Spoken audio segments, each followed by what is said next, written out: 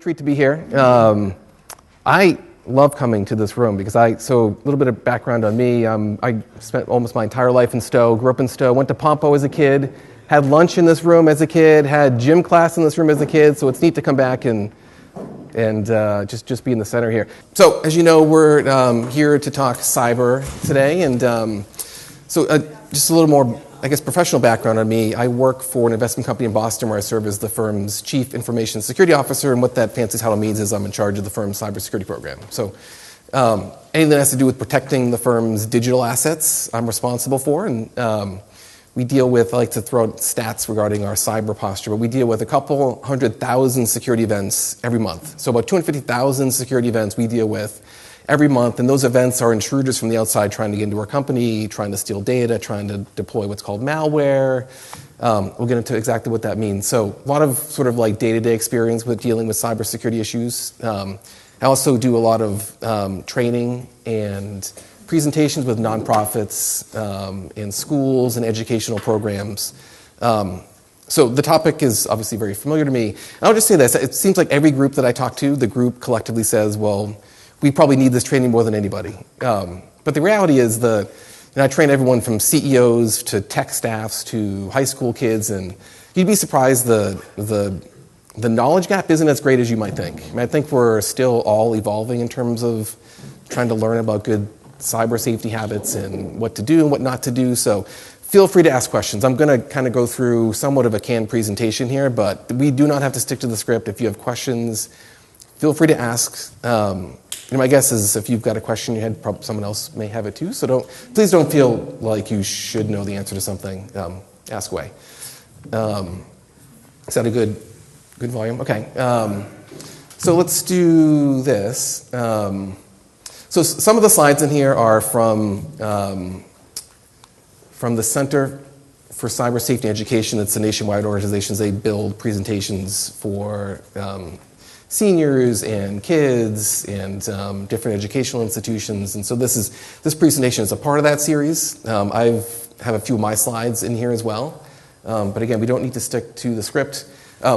This is their slide, which I think is kind of funny. I think like their goal with these types of presentations is to get you to a point where you're not necessarily scared and get to a point where you feel comfortable and safe. But I actually prefer the opposite approach, and a lot of the trainings that I do, I actually try to instill a little bit of fear into people, because I think when people are concerned, they're going to have safer habits. So I'm going to share along the way here some stories and some scenarios that just might get you to think about why you should be doing certain things on the computer, because it isn't always rosy. Okay, so before we get started, I think it might make sense just to kind of review some of the terms that you might hear a lot, but maybe don't quite understand what they mean. So this term malware. And what malware just stands for malicious software. And all it is a computer program, right? It's just a computer program that's designed to do something malicious on your computer. And really anybody can write these things. High school kids can write them. Mature cyber professionals can write them. So they're not really sophisticated programs. They're just programs intended to do something. And the most popular form of malware is malware that sits on your computer and gives the attacker access to your computer, right? And so the trick, the entire game with cybersecurity is that the attackers or the bad actors in the cyber world want to get malware installed in your computer. And we'll talk about how they do that, but the easiest way that they do that is through email. And I'll give you some examples coming up, but again, the whole game for them is to get malware on your computer, which is going to give them access to your computer. So hopefully that kind of boils down what that term actually means. Phishing is another popular one. Phishing is what's called a social engineering exercise. So that really is a non-technical way for someone to try to get you to do something that's not in your best interest.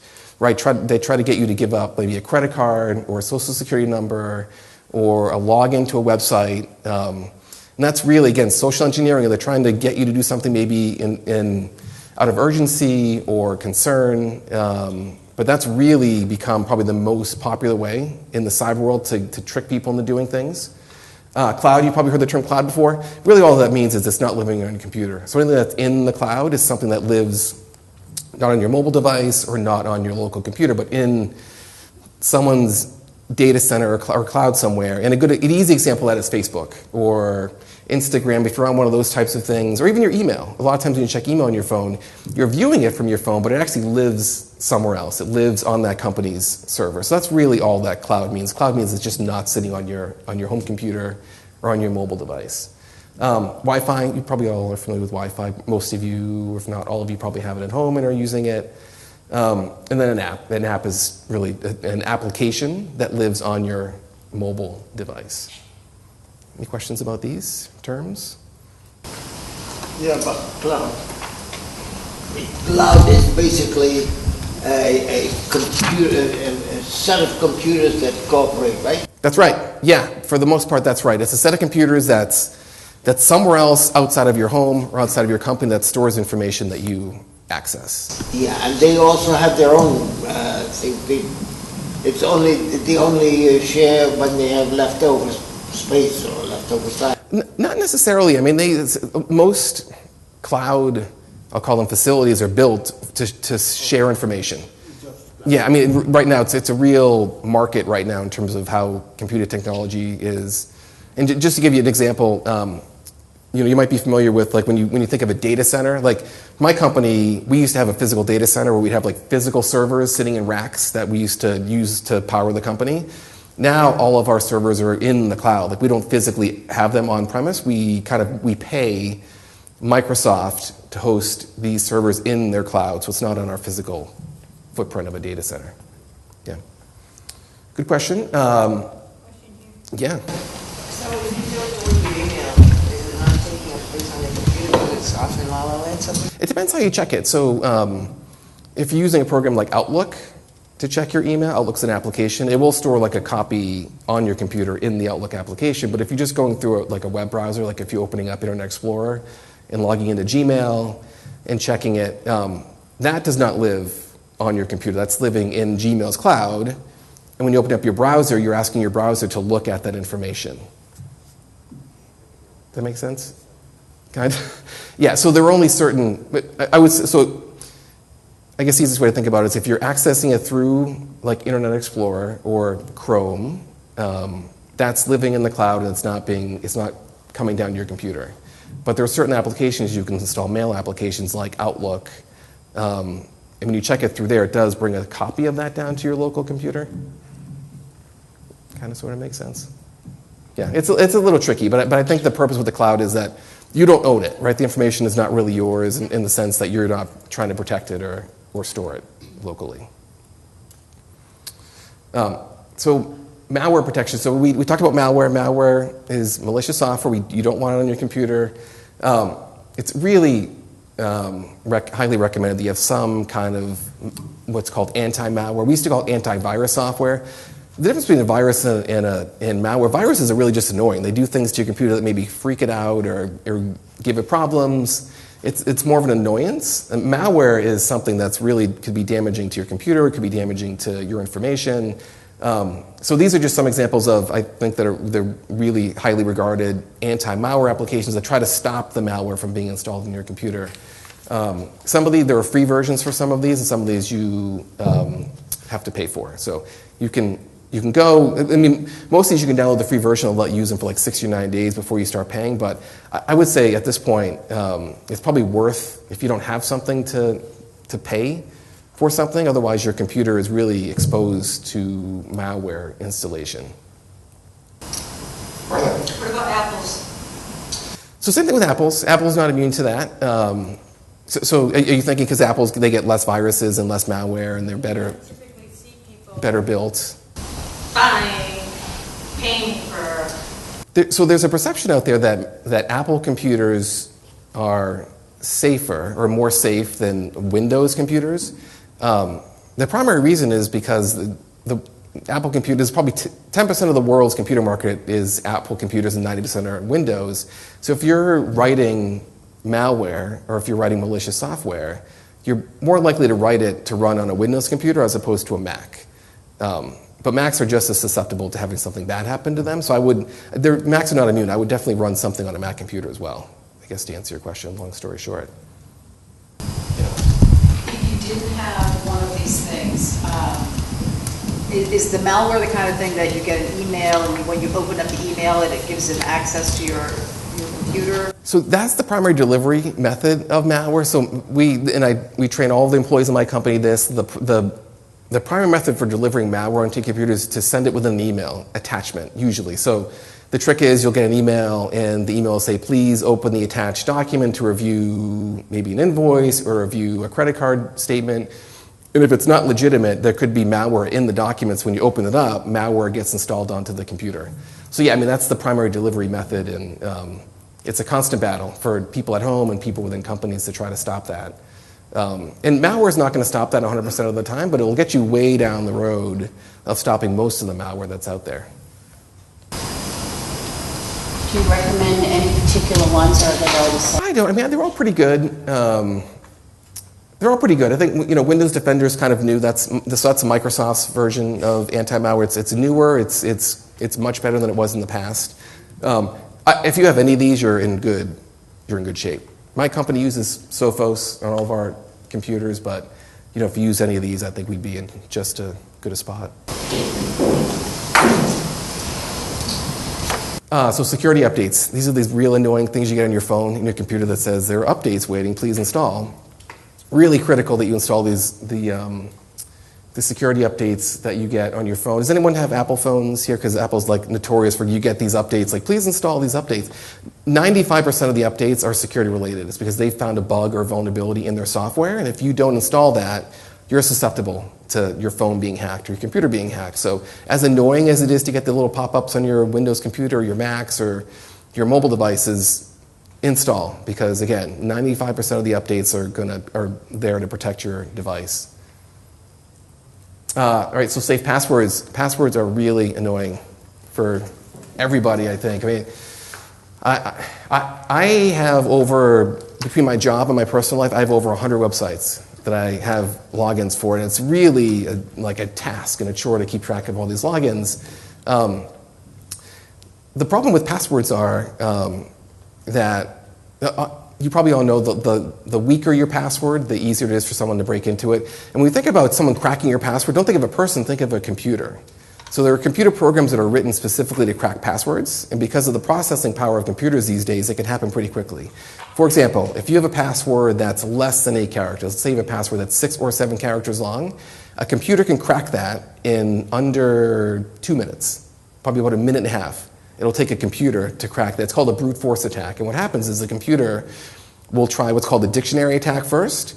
It'll go through every word in the dictionary in about 10 seconds. And if you have a dictionary word as your password, a computer's going to crack that very quickly and very easily. So what you need to do is you need to try to find a way to make your password long enough where it's going to take the computer long enough where the person that's running it's just going to give up. And so if your password 8 characters is fine, but that still could take a computer, I'd say probably less than a week at this point to run. So if someone just put that on your account and let it run, they could probably crack that in less than a week if it was not complicated.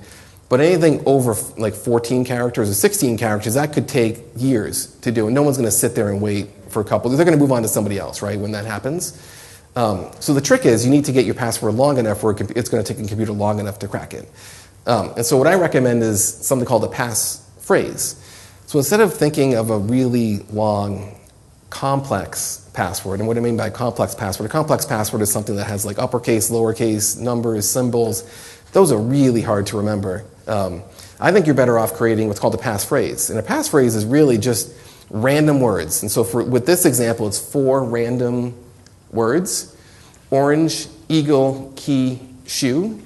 And one thing that people don't realize is a space actually counts as a character. So if you're using words, you can put a space in there, and that counts as a character. That alone, like that, that's something I can remember, and I don't have a very good memory, but that's 21 characters long. That would take a computer 20 years to crack. It's long enough. And I think it's easy to remember. I find this easy to remember. I find it easier to type on a computer or on a phone than having to do the uppercase, lowercase, and insert special characters. So I train the employees in my company to start to think about passwords, and it's been great to see them. Most employees switch from easier to guess passwords, like the 8 or 9 character ones, to things that are like 18 or 20 characters long. And there's no need to insert numerical digits and... Not if you get that long. Not if you get that long. If you're still around 8 or 10 characters and you're using simple words like that, then that's not going to last very long. But if you get up to 18, you're good. You're good for because again, that's going to take a computer 20 plus years to crack. That might change. I mean, computer processing, it changes all the time, and every time I give these talks, it seems like year to year the computers kind of catch up to the length of the password. And what 8 used to be safe. We used to say 8 characters, you're good to go, don't worry about it. Now it's like that's probably not gonna do you much good for very long. So you don't need to put any numerical characters or uppercase, lowercase if you can get it to be 18 characters. That's sort of the gold standard with. That's what I tell my employees. It's a gold standard for password length. If you can get it to 18 characters, you're in a really good spot. And does it help to have spaces in between them? It helps in that it just cuts down on having to put like maybe another word. Like if you had compressed all those words together, maybe you would need another one to get over 18. But a space just takes up a character position, right? So without the spaces, that's an 18 character password. So it would still be long enough, but with the spaces, it actually bumps up to 21. So you can add a number before or after? I'm sorry, should you add a number? Yeah, could you? You could. You can do anything you want. 18, orange, eagle, key, should. You could do anything you want. Yeah, I mean, the trick is, like, how do you get your password long enough where a computer can't crack it? This is just one idea. You don't have to follow this. This is just one suggestion, one idea on how to get your password up there. But yeah, I mean, feel free to use characters and numbers and all sorts of stuff if you want to. Did you have a? If you have several different passwords, right, for different things, Mm-hmm. can the computer sort of connect between each one, or is each one completely? So here's the danger there. And I think we all, unless you're using, and I want to talk about password management tools, but that's a problem. And let me tell you why that's a problem. Most people have so many logins, we all do, that the human brain cannot remember more than a couple of them, right? And so what we're forced to do is we're forced to either reuse the same password or use a variation of a password. So most people I know will have like a base password, right? It's something they know, and then they'll tweak it for their bank account, they'll tweak it for their Amazon account. So it's really the same password, but just tweaked a little bit. Here's the thing. Hackers know that. Hackers know that most people are doing that. So if they get one variation of that password, they're going to take that and they're going to hammer your bank account. They're going to hammer your Fidelity account. They're going to work at it and work at it and work at it until they figure out what your variation is, because it's probably not that far off from the base. So that's a danger, right? And so how do they get that password, you say? So let's assume bank accounts are completely safe. Nobody can hack into them, which is completely false, but let's just go off of that pretense. LinkedIn. I don't know if anyone's using LinkedIn here. LinkedIn it's a business networking site. I think they have over 500 million users now. They've been hacked twice. And their password's stolen. And so you know what the hackers do? They've got the password for me. They're going to look for other associated accounts under my name. They're going to use that and try to use a variation of that to log into other accounts that are more valuable than LinkedIn. So it's the accounts, it's the websites that you're using your variation on that aren't very secure that you need to worry about, because again, if they get that, they're going to try it on other websites. So with that said, I do just want to talk about password vaults, because like I mentioned, I have over 100 logins between my job and personal stuff, and there's no way in the world I can come close to memorizing unique passwords for all of these sites. So the way that password vaults work is that you store all of your passwords in a vault, and you have one password to remember. That password is for the vault itself. So you make sure you have a really long, strong password for the vault, and once you unlock the vault, you can get in and see all of your account passwords. Maybe I should... Let's do this. Let me show you how I use mine, because conceptually it's hard to kind of imagine like what exactly it is. Let me show you how I use it, because I think that might be a little bit easier. All right, so did that come up? Yeah, okay. So I use a program called LastPass. That's my password vault. Like I said, I have over 100 logins. I don't know a single password for any of those sites. The only password I know is for LastPass. And the way that I use LastPass is I log into LastPass on my computer. I've actually already done this. I did it when I came in here. So up here, there's this little red button there, and I logged in using my 18-character strong password, Okay, I unlock the vault, and once I do that, now the vault's going to give me access to all the websites that I have stored in the vault. I'm going to give you a peek into, yeah, let's do that. I'm going to give you a peek into my personal life here. So here's my vault. Here, a lot of you probably have some of these accounts, Amazon and Apple and ADT. This is my Comcast account. I don't know any of the passwords for any of these accounts. The password manager keeps randomized passwords for all these websites. And when I want to log into them, I can either click on the icon and it will automatically log me in, or I can do a little search. For example, we talked about LinkedIn. This is going to open the LinkedIn website. It's going to insert my login, my password. I have no idea what that is. All I know, it's long and secure because LastPass is managing it for me. So it's one way, password vaults are one way to manage your password. Yep. That right there, that save password, I'm always a little wondering, should I do that, should I not do that? You shouldn't. I mean, you really shouldn't. I mean, if there's like a goofy website that you don't care if somebody figures out the password for. The concern is that if somebody gains access to your computer, like if there's malware sitting there and someone gains access to your computer, they can scrape these passwords out of your browser and reuse them outside of your computer. So definitely not for like a banking website or Amazon or anything that you have any financial connection to. You do not want to save passwords locally. Along that line though, wouldn't hackers be trying to get into that, hack that vault now? Yeah, absolutely. So yes, to answer your question, yes, they do try to get in there. LastPass has been hacked. Nothing is immune to being hacked. LastPass has been hacked once. And the way that LastPass works is LastPass stores your passwords in what are called encrypted. Your passwords are encrypted. So they've actually had all their passwords stolen, but they were encrypted. And the attackers are going to use that brute force password attack that we talked about earlier and try to guess the passwords. But if your password is long enough, again, if you're around the 18-character limit, it's going to take them years and years to crack it. So you really want to obviously make sure you have a long password there. But I would still argue you're still way better off having your information sort of managed and stored within a password vault than you are writing it down, or the variation that we talked about, or reusing passwords between websites. So do they make the passwords for you? They can. Yeah, and so what you do is, it's a really smart program. So the way that LastPass works is when you go to a website, LastPass is really good at identifying the password fields, right? So when a password field comes up on a website, LastPass is going to say, oh, that's a password field. Do you want me to remember that password and put it in the vault? At the same time, it's going to ask you if you want LastPass to change it to something longer and stronger. When things come up that say, when I was a bank, I don't know wherever it is, and it said, save password, and you click not now. Mm-hmm. But I don't log in on it every time, I just, So you go through the login process every well, I don't time? type it in, no, it's somewhere there. Oh, it's saved in there, yeah. So, well, it's concerning from the standpoint that if somebody got onto your, like if a hacker or an attacker got onto your computer and stole the files off of your computer, they could regenerate that password on their own computer.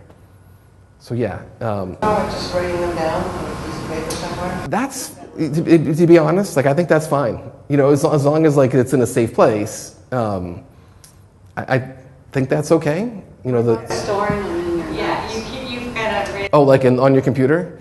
I wouldn't do that, again, because if your computer gets compromised and that note gets stolen, they've got everything. Yeah, I mean, unless that note is, you've got some level of security on the note, or you're like good with encryption. But yeah, I mean, I think I tell people it's only a matter of time before that note gets stolen. Yeah, because it's not encrypted and it wouldn't be hard to read. And this is $50 a month. You know, this, no, it's, what am I paying, $2 a month, I think? I think it's $2 a month, if I remember right, yeah. Oh, you know what, I think that's something for LinkedIn. That's through this LinkedIn website, yeah. I'm pretty sure it's $2 a month for the LastPass. Yeah, and I will admit, it takes time to set it up. It's not something that you just sort of install and boom, you're ready to go. It does take some time to massage it get your websites added to it. But once you do, you're in a really, really good spot because then you're ensured that all your websites have unique passwords and they're strong and long enough that somebody couldn't guess them. So does LastPass change the passwords regularly? It'll only, Or not? so it'll only change them if you asked it to. But one of the nice features in LastPass is you can kind of go into your vault and you can click on like a bunch of websites and say, change the password for me, and it will go out and automatically change your password. What program is it? It's called LastPass. So it's on, you'll see it on one of the slides there, yeah. Oh, And by the way, that's just the one that I use, but I think the other ones on that slide there are also really good.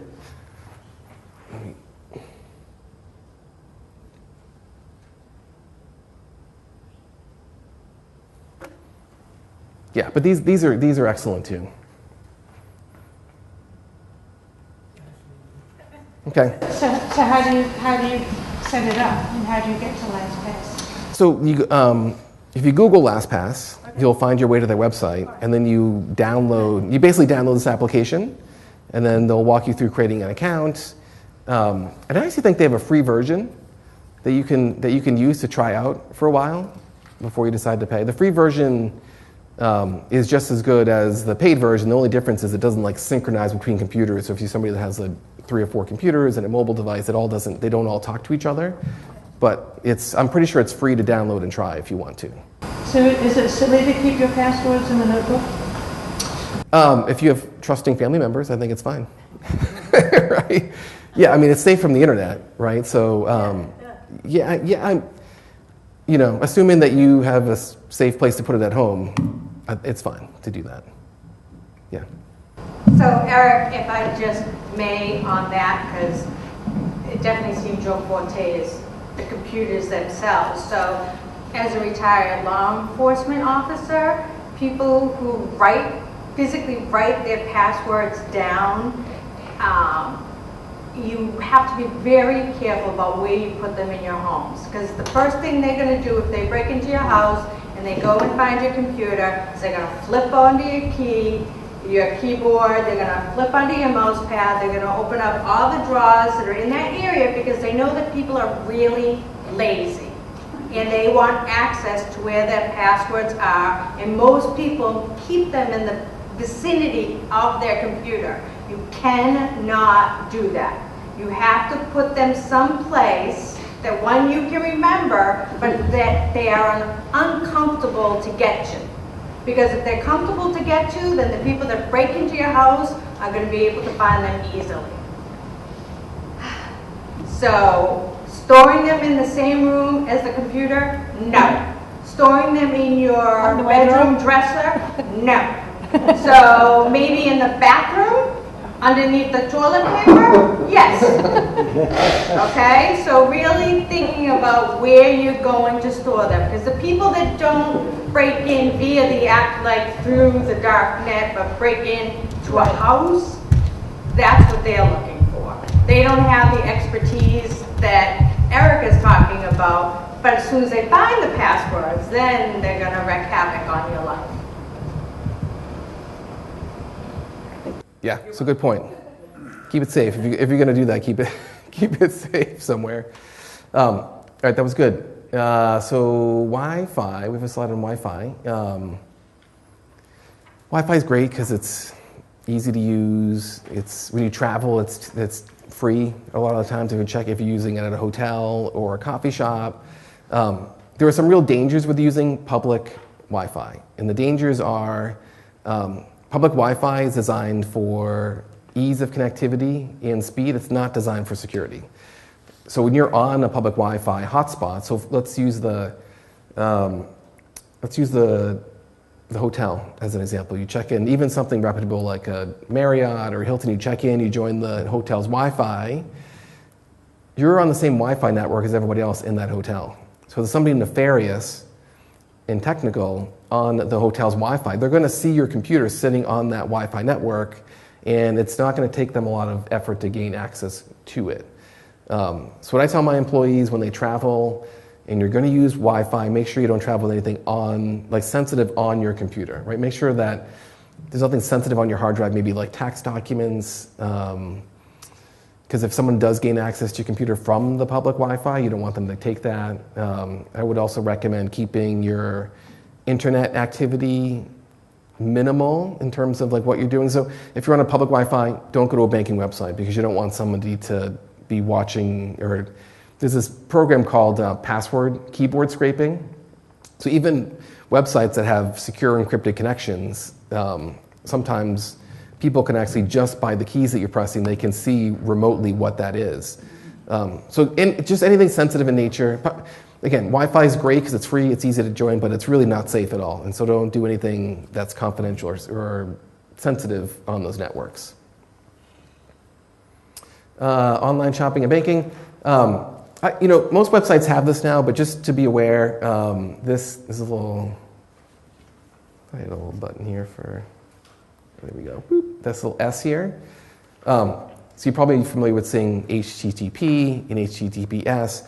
The S, just think about that as a secure connection. So when you're connected to a website that's HTTPS, what that's doing is it's creating a safe connection between that website and your computer, which deters hackers and attackers from seeing what you're doing on that website. So the point is, it kind of encrypts in connection too, so you don't want to give out, let's say on a website you see something you want to buy. If the website doesn't have that S in it, if it's not HTTPS, if it's just HTTP, that means if you type a credit card number into that site, it's going to send it to that website in a non-encrypted fashion. It's called open text, so which means the whole internet can see what that is. So any kind of shopping, any kind of banking, make sure the website has that HTTPS and not the HTTP. If it has HTTP, I would really move on and not put any credit card information in there or banking information into that website.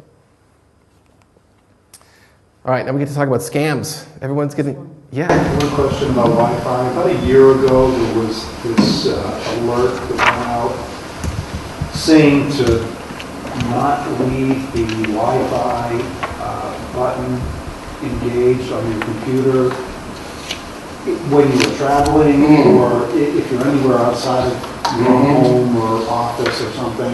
Yeah. In that, the signal that it's sending out searching for a Wi-Fi connection could somehow be compromised and That's right. allow nefarious people. Which is true. So it's true. This is getting to like really technical, kind of like it's absolutely true. And so the way that the computers work is when you log into a Wi-Fi network, it stores that information on your computer. So the next time you're near it, it's going to automatically log into it. But what your computer's doing, it's constantly broadcasting, looking for those networks. And with the way that it broadcasts, it looks for the network name, and it's got the password stored as well. And so there are these devices that hackers use called pineapples. And these pineapples, all they're doing is looking for devices near them that are broadcasting wireless networks. And it will pick up the network name, it'll take the password, and then join your computer to this pineapple.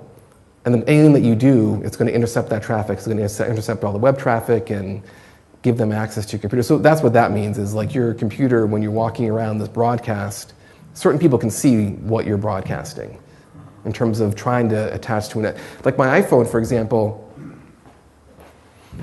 sorry if we're getting a little into the weeds here, but so my iPhone is broadcasting now. Any Wi-Fi network I've ever joined with my iPhone, it's looking for it right now. It's broadcasting saying, hey, are you there?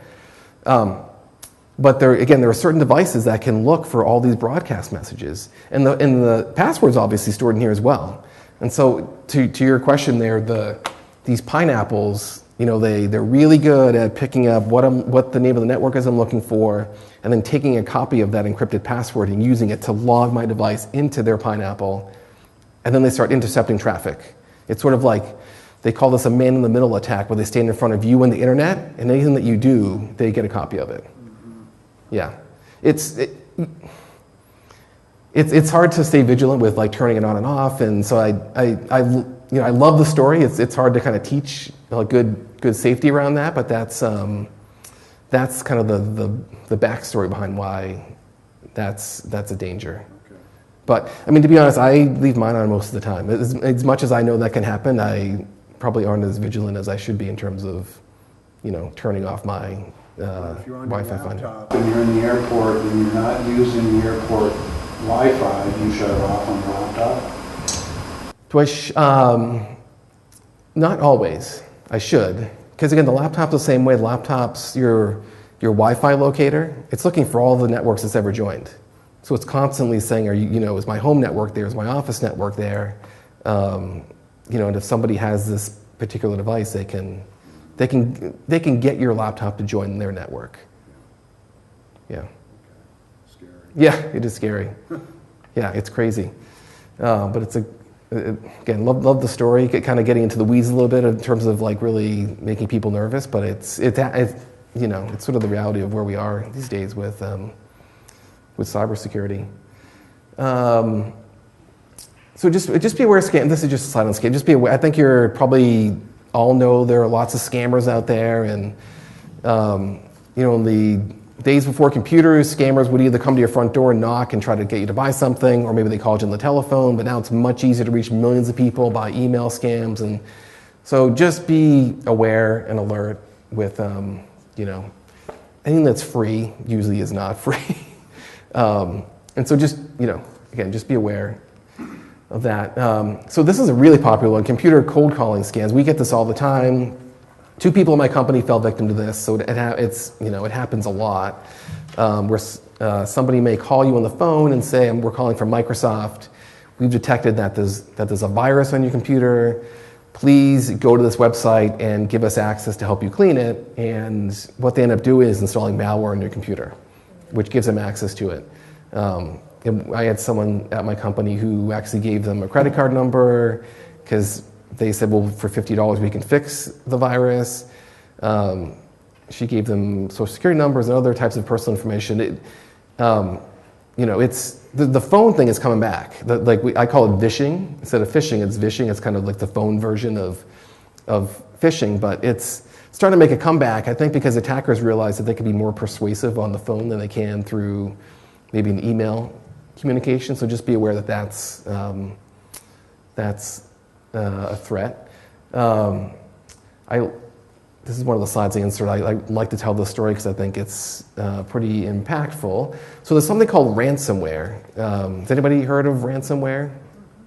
So ransomware is it's a form of malware, right? It's a form of malicious software that encrypts your computer and locks you out of it. And so what attackers are trying to do, they're sending this ransomware to millions of computers all over the world, hoping people will get tricked into running it. And it locks their computer and displays a message that says, to gain access to your information, you have 24 hours or 48 hours to pay us X amount of dollars. And if you don't, your information is gone forever. This headline I took, the police department that I didn't show here is actually the Tewksbury Police Department. They got hit with malware, I think in 2015. Somebody at the police station received an email, wasn't sure what it was, opened up the attachment, the malware ran on the computer, infected that computer, and then infected the department's whole network. The entire police department was locked out of their data and information. They called the FBI, they called Homeland Security, I believe, the state police.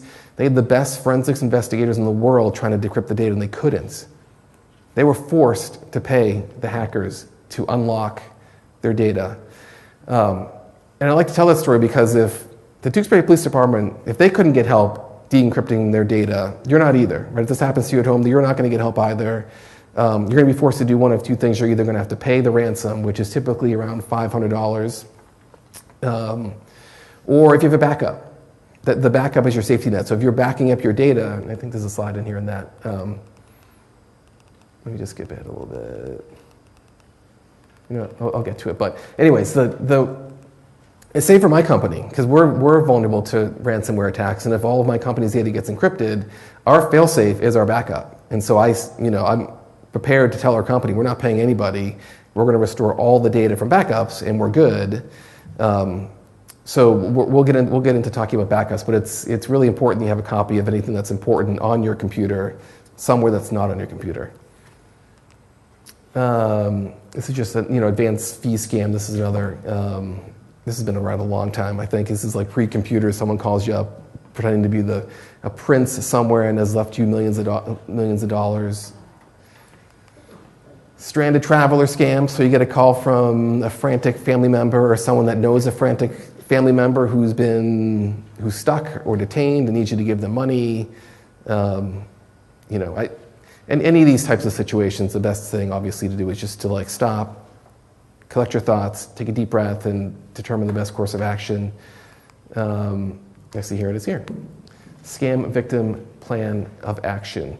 So I guess this slide is really talking more to if you become a victim. Can I go back to what? Yeah, you sure can. So you're saying if you open up an email, you have to not just open the email, but you have to open up a file in the email. Usually it's an attachment. So you have to open up an attachment for them to get in, not just open the email. Usually, yes. Okay. Yeah, and so the trick is like the email will say, here's the document you requested, or here's the invoice you need to pay, or here's your credit card statement. And then the malwares, they do try to hide it in documents. When you launch the document, the malware runs. So just be super, super cautious about any kind of attachment that you get. Make sure that either A, you know the person, or B, you were expecting it. And if you weren't either of those, then you may just want to ignore it and move on. Another thing, which I don't think I mentioned, just in terms of email safety,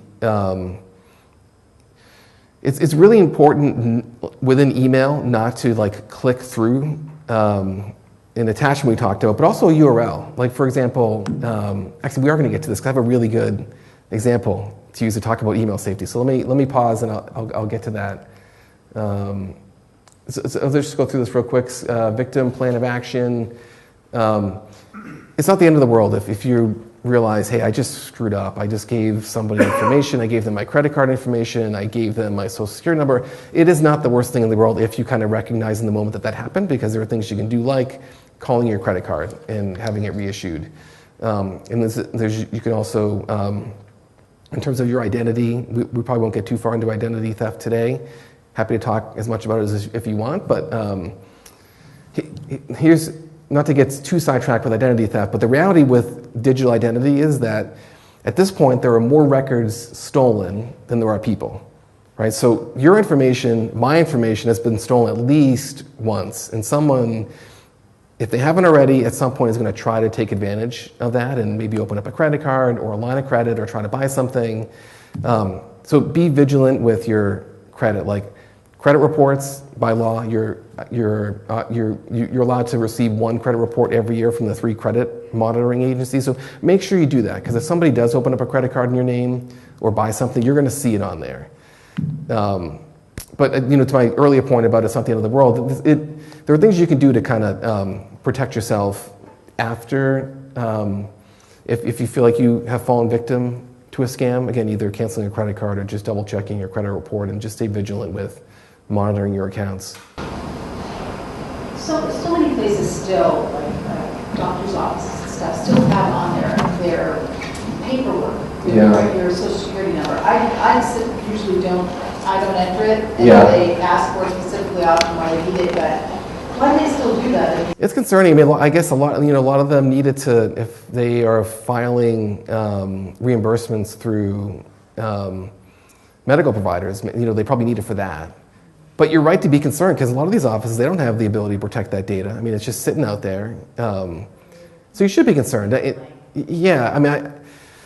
the reality is like your information's out there. It's been stolen somewhere else already. So something you may want to think about doing is putting your credit in a freeze, which is what I've done, and I put my wife's in a freeze. And what you do with the credit freeze is which each of the credit agencies, you can put it in a freeze, which means that nobody can run a credit check on you, right? So the deal with stealing credit is if I steal your information, I'm a bad guy, I'm going to try to open up an account under your name. So I'm going to go to a financial institution, fill out a form. The bank is there. The first thing the bank does is they're going to run a credit check. If your credit is in a freeze with the credit agencies, it stops there. The bank can't go any further because they can't run a credit check, and that request gets denied. But that's really the only way to keep your credit safe, is to keep it in a freeze. And then you can unfreeze it pretty quickly and easily when you need to, if you're going to be buying a car or taking out a loan of some sort. Safe email habits. Again, we talked a little bit about this, but within emails, don't ever click through a URL. Like if you're getting, let's say you get an email from your bank that says your account's been compromised, click here to change your password. Don't click there to change your password because you don't know if that's a scam message. I mean, these emails are so well done these days, it's really hard to discern if this is legitimately from the bank or from Amazon or from maybe a merchant you have a relationship with. If you go directly to the websites, for example, Citizens Bank or Bank of America, and try to log in, they're gonna serve up whatever message they were doing in the email, right? So let's say your account was legitimately hacked, that was a real email. You're better off going directly to the bank website, trying to log in and seeing what happens, and as opposed to clicking on the URL and trying to log in that way. And let me skip ahead because I'll show you why. So this is a really, really good example as to why you don't want to click through emails. So we're all familiar with the DNC, or at least have some understanding, the Democratic National Committee. They got hacked, right, during the whole Hillary Clinton campaign a few years ago. They were hacked by the Russians, and I think we all just feel like that was a really highly sophisticated nation-state attack on Hillary Clinton. The reality was that was a phishing exercise against John Podesta, who's the chairman of the National Committee. He got this email. It looks like it's from Google. He has a Gmail account. It says someone is trying to use your password. Click here to change it. Click password to change it. This looks completely legitimate. I mean, I couldn't tell you if this was real or not if I got this email. He made the mistake of clicking that change password button. He got redirected to this website. This website was living on a Russian server. He input his email address, his Gmail password. Now the Russians have it. He gets redirected to Gmail. They auto-log him in. He has no idea anything happened, but the Russians now have his login information. They didn't have to do anything crazy. They didn't have to, try to hack a server or, try to infiltrate in a technical manner. They asked him for his password. He gave it to them. They have all of his emails, and that's sort of like this email dump we talk about. That's how easy it was. But listen, if they can get tricks, so can all of us. So the point is, as legitimate and real as some of these emails look, he should have just gone to Gmail and tried to log in, right? And he would have known right away. But I didn't get prompted for anything. That must have been a fake email. Because again, these are too good. I mean, these are really too well put together for anybody to really... I used to teach people how to figure out if these are real or not, but I've just abandoned that approach and just said, forget it. Just skip it, go to the website if you feel like it's legitimate, and you'll learn quickly if it is or not. Let's see if I skipped over anything here. I think this slide is just watch out if you get pop-ups on your computer. Don't just click it to get it away, because it could be a virus on your computer or malware. Just look at it and try to figure out if you should run it. Most of the time I would just, windows like this, if you don't understand what it is, just try to click it off and don't accept anything. Oh, so to talk about backup data, in case this is just good practice in case your computer blows up. Like, forget about if there's like an attacker steals your stuff. If your computer dies, I think it's a good idea to have a backup of it. So you can either use an external storage device. You can buy them at Staples or Best Buy or anything like that. You just plug them in and you can drag and drop all your files there. I would just make sure after you're done doing the backup to disconnect it from your computer. Because if an attacker gets to your computer, they're going to see the hard drive sitting there connected to it. So back it up, unplug the hard drive, and put it on a shelf or somewhere else. Some other options too, that I use one of these services now to back up my computer. There's a lot of free, we talked about cloud, there's a lot of free cloud services out there. So if you have a Gmail account, you have up to 15 gigabytes of storage on Google Drive that you can store documents. A lot of you have Amazon accounts, probably you have access to free storage there. So companies are offering free storage. And I would take advantage of it for two reasons. One, they're going to do a much better job of protecting your data than you are, and I put myself in that bucket. They have enterprise-level security programs that are going to, again, encrypt your data, protect it. Number two, it doesn't live on your computer, so somebody can't take it if they gain access to your computer. And the last thing is you can access it from anywhere. What I love about the cloud storage is I can get to it from my phone, from my work computer, from my home computer. It's not living in one place. It's really accessible. Social media, again, this kind of gets into like some of the not pleasant things with cybersecurity, but I'd like to share a story. I gave a talk a couple years ago at my company, and we talked about social media. And after my presentation, someone at my company came up to me and said, you know, I gave birth to our child, the first child last year, and my husband, like a lot of husbands do after their baby's born, he got right on Facebook and he posted on Facebook, our new child's here, celebration time. Well, that was being broadcast to the world. And she said when they got home 2 days later, the house was robbed and ransacked. And she said, I have no way to prove that this happened, but she's like, I always believed and thought that somebody saw the post, knew we weren't home, and took advantage of it. It's kind of like the old, I used to remember my grandparents used to talk about this. Funerals, thank you.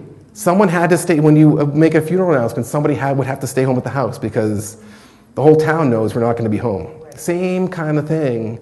But the scope is just much larger with social media, right? I mean, so I think it's good practice with social media when you travel. When I travel for work, I don't post that I'm traveling or at a conference. I don't want my wife and kids exposed to anybody knowing that I'm not home for any period of time. So I just tell people just wait. Like, it's fun to post stuff when you're on vacation, but it's much safer just to wait until you get home, and then you can post everything about your fun trip. Because again, you don't want to broadcast to the world that you're not home. So I think we're kind of getting near the end here. Recap tips, think before you click, antivirus, keeping software up to date, those annoying pop-ups, passwords we talked about, Wi-Fi, emails and pop-ups, social media and the email and phone fraud attempts. But you know, none of this is sort of a perfect science. It's really getting more difficult to stay safe and to practice good habits. What do you think about LifeLock? LifeLock is good. I have a LifeLock account. I think it's great because it'll tell you. So it's going to tell you when something happens, right? It's not going to protect you from something happening. It's almost like an alarm going off in your house. Like it's triggered because something happened. So LifeLock is great. I just wouldn't assume it's going to protect your identity or help protect anyone from doing something bad with your information. But it's a good detection mechanism, let's say, right? Because if somebody wants to have an account in my name, I'll get an email. The reality is it's already happened. So I'm playing catch up, but I guess it's better to play catch up than to not play at all. Bless you.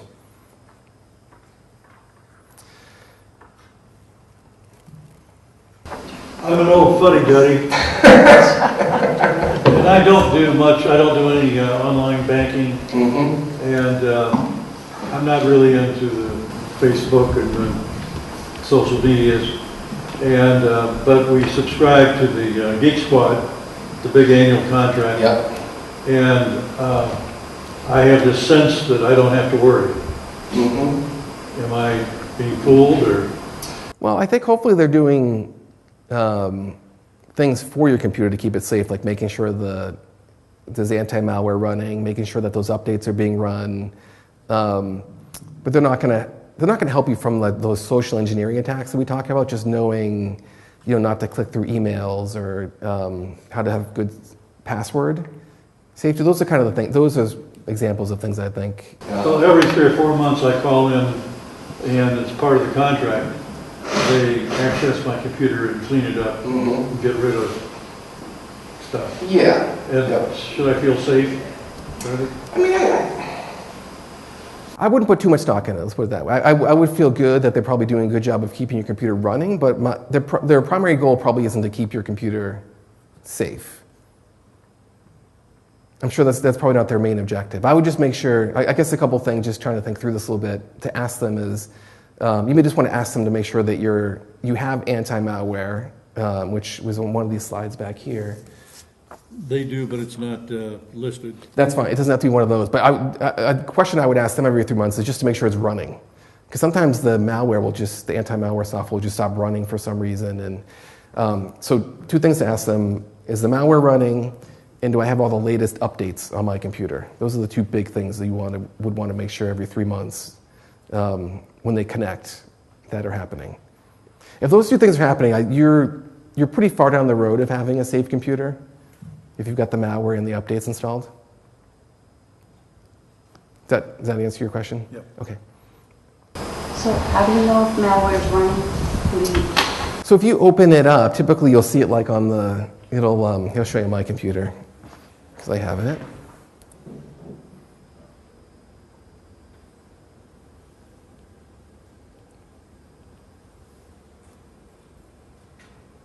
Let me see if I can. So a lot of times down this, you'll have that like a little tray in the bottom right-hand corner. You'll see a little icon for whatever malware, anti-malware software that you have. If you just double-click and open that up, it'll tell you if it's running. It'll kind of give you red error messages if it's not running, or if there's some kind of an issue with it.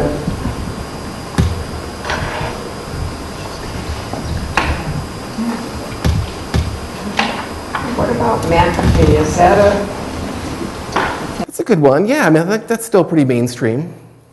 Yeah. Yeah, you'd have something. I mean, you could argue between which ones are the best, but it's important just to have something watching your computer. What about on phones? There's really not much on, especially for iOS, there's not much on there that you can, there's no like mainstream anti-malware software you can install on a phone. It's just like the architecture of the iPhone is really not suitable for any of the protection software out there.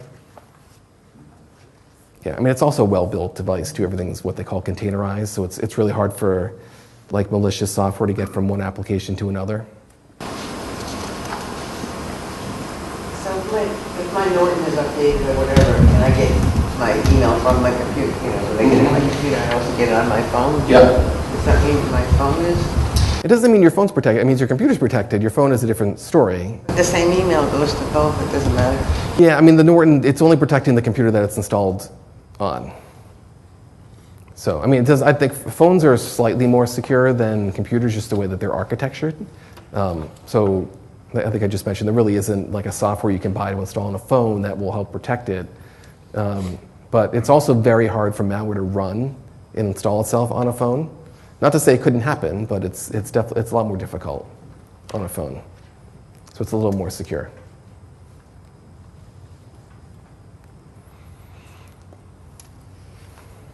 Any other questions? You guys are great. Really good questions. And a lot of the questions you ask, again, like I get these from a lot of the groups I go to. So really good questions. And I'll hang around if anyone has anything else or deeper dive questions they wanted to get into. All right. Okay. Thank you. Thank you. That's really good knowledge. It's important. It's hard. Teach this stuff to kids, like in high schools and things? I think they do. So my daughters they go to school at Center School. They are 3rd and 4th grade. They've already been taught about safe passwords and safety. And never give your password out to anybody else and make sure it's unique. Good. So I think they're starting them down the path of